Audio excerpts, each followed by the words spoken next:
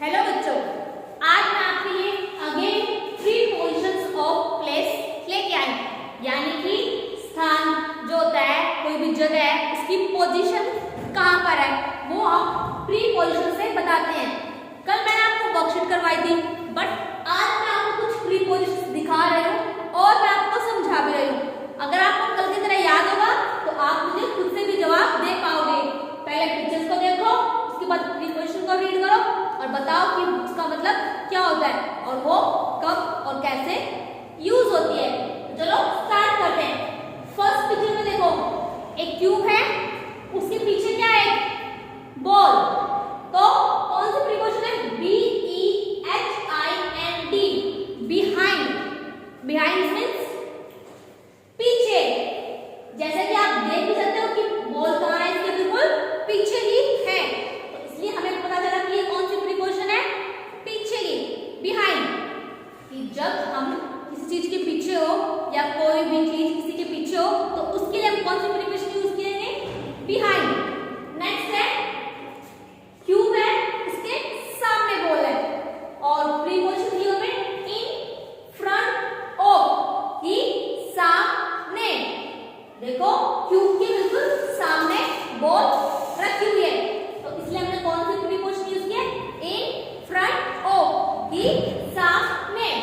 Next है cube, cube से आगे, क्यूब से आगे बॉल रखी हुई है और प्रीपोजिशन है नेक्स्ट टू, यानी कि उससे अगला।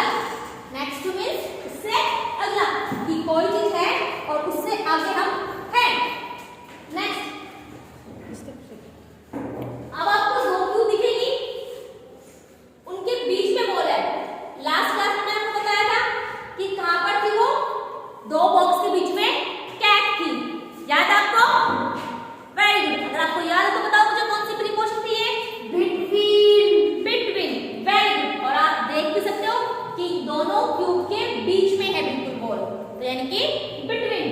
नेक्स्ट क्यूब है, क्यूब के पास है बॉल। पास है तो क्या होगा? NEAR, near. नियर यानी कि पास, कि कोई चीज किसी दूसरी के पास रखी हुई है, तो कौन सी पोजीशन है वो? नियर। Next above. अबव देखो बॉक्स के ऊपर है।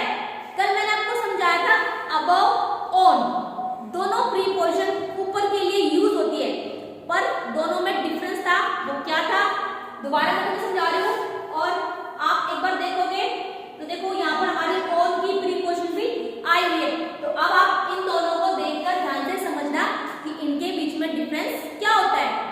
अबव मीनिंग ऊपर, ऑन मीनिंग ऊपर, मीनिंग दोनों के सेम, पर डिफरेंस क्या है कि अगर कोई चीज ऊपर है और टच है, अगर कोई चीज ऊपर है और टच है तब हम यूज करेंगे ऑन वाली प्रीपोजिशन, और अगर कोई चीज ऊपर है पर टच नहीं है तब हम यूज करेंगे अबव।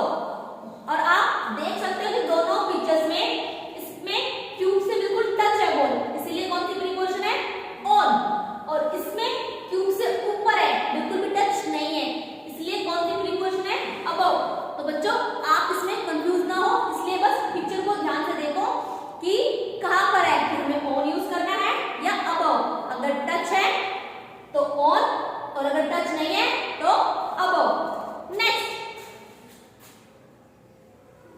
क्यूब है, क्यूब के नीचे बॉल है, नीचे यानी कि बिलो। इसमें तो आपको कंफ्यूज होने की जरूरत नहीं, क्योंकि नीचे के लिए सिर्फ एक ही यूज होता है, वो क्या है हमारा? बिलो। नेक्स्ट क्यूब के अंदर है, अंदर के लिए क्या था लास्ट क्लास में? बताओ। इन। Very good. इसका मतलब आपको लास्ट वाली क्लास अच्छे से याद है कि इन बॉक्स के अंदर है, इसलिए हमने कौन सी प्रीपोजिशन यूज की है? इन। और ऑन मैंने आपको पहले ही समझा दिया है, क्योंकि ऑन और अबव बिल्कुल सेम थी। समझने के लिए सिर्फ एक चीज ध्यान रखने की, टच है या टच नहीं है। आई होप आप लोगों को ये क्लास अच्छे से समझ में आई होगी।